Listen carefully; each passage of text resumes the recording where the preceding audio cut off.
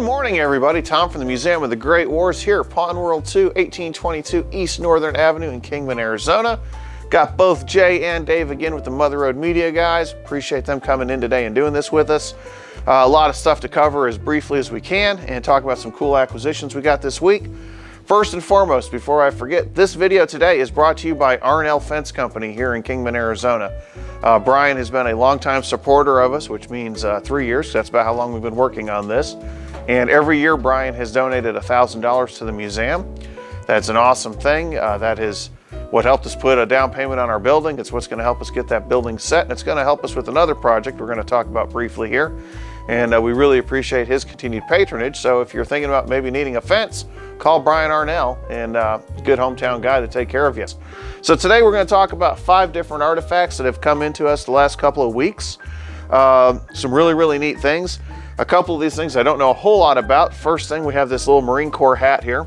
It is a World War II U.S. Marine Corps garrison cap. You can always tell they're old because they get this little bit of mothing on them right here.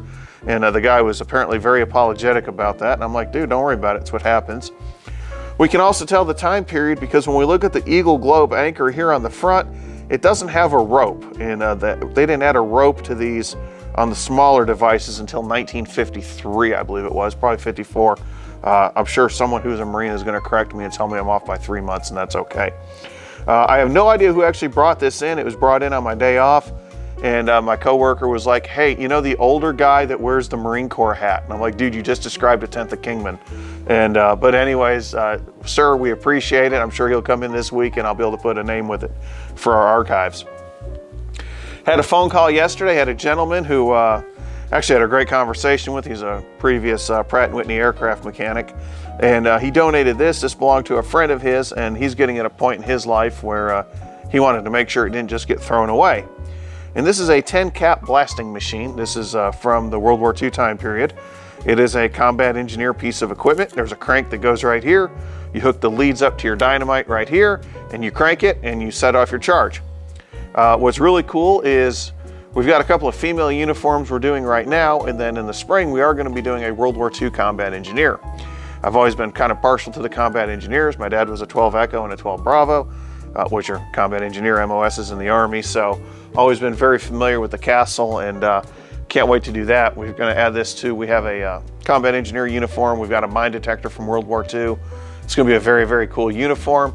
It's going to kind of be on a base like we did with our aerial gunner, and I think that's going to be sort of the new model we use going forward with uniforms.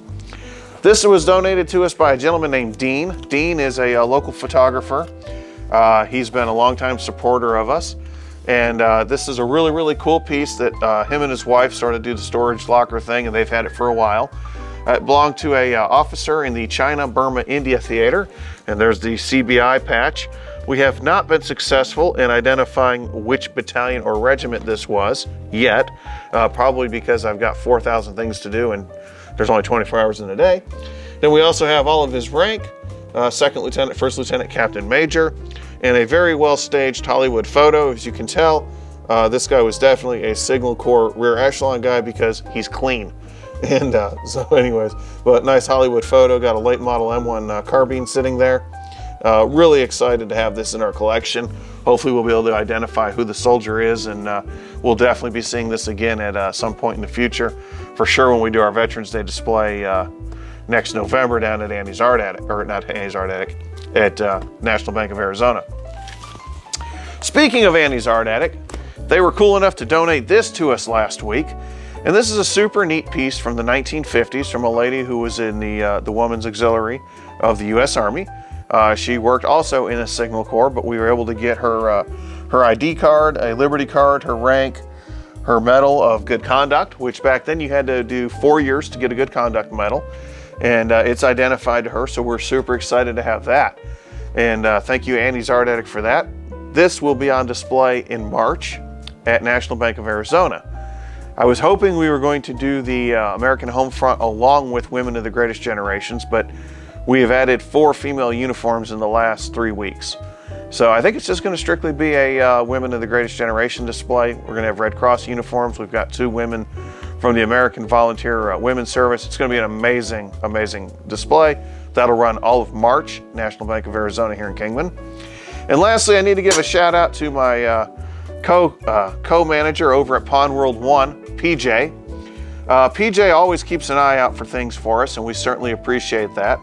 And this was brought in with some scrap silver. It is a World War II ID bracelet. And what's so special to me about this is the C-47 on the front of it. So a lot of you guys, you read my bio, you know that I was a DC-3 pilot. That's a civilian C-47. And so this was actually, it's stamped on the back, Tom Patton, Bogota, 1943. So probably taking stuff down to South America and then jumping across over to Africa and then to wherever they were ferrying airplanes to. And so really a cool piece. PJ, thank you for finding this for us. Really appreciate it. We have another announcement coming. We're not going to give it all away yet. We're going to talk a lot of the details on it next Sunday morning with Jim Hinckley's podcast, Jim Hinckley's America. That's 7 o'clock next Sunday morning. You don't have to get up. It's archived on Podbean, I believe is the series he uses. And we'll be able to, anyways, be talking about some different stuff there. But I'm just going to give you one clue, one word about what we're working on. And that word is harpoon.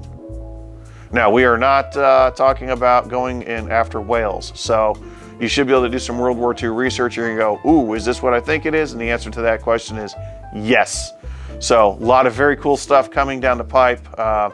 In fact, the Mother Road Media guys are going to go with me. We're going to do a road trip end of February, early March, sometime in that, and it will be on the Harpoon mission. So anyways, as always, we appreciate everybody tuning in with us for Museum of the Great Wars History at the Pawn Shop. Appreciate the Mother Road Media guys, appreciate Arnell Fence Company, Annie's Art Attic, everybody in the community who's helping make this happen. When you see people who bring stuff in like this and donate it, that tells you that you're doing a good job, and it tells you that this is a grassroots effort. And we appreciate everybody who brings stuff in, big, small, everywhere in between. So from all of us, Mother Road Media, all of us Museum of the Great Wars, have a great weekend.